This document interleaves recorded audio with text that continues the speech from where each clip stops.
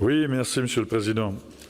Alors, même si, de prime abord, effectivement, le budget de la culture connaît une augmentation certaine, permettez-moi d'émettre quelques réserves, notamment quant à ses orientations politiques. Je vais revenir sur ce pass culture. Votre gouvernement s'obstine à le maintenir malgré son inefficacité.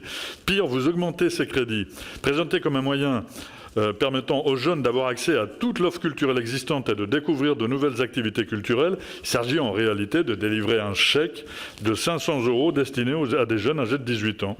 La médiation culturelle ne peut pas se résumer ou se réduire à un simple catalogue d'activités ou de produits culturels. Il faut un accompagnement, une médiation sont nécessaires, au risque de voir s'amplifier des pratiques culturelles existantes au détriment d'une réelle diversification nécessaire et souhaitée.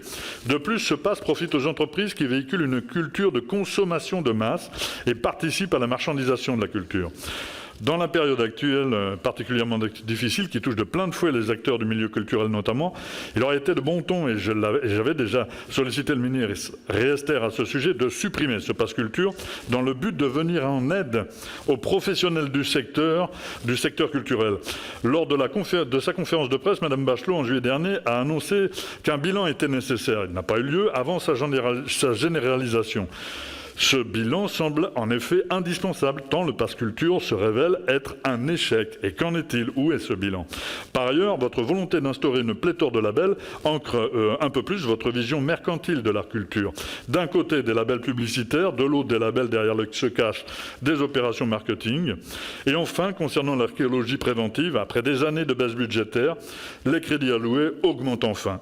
Cependant, le résultat est bien décevant parce que les objectifs, eux, n'augmentent pas. Des emplois sous plafond qui n'augmentent pas non plus.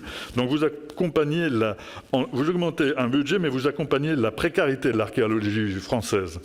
Au regard de ces éléments, de tout ce que je viens de vous annoncer, et parce que votre vision de la culture ne va pas dans le sens d'une culture émancipatrice et émancipée du règne de la finance, nous voterons contre les crédits de cette mission. Monsieur Merci. Dufrègne.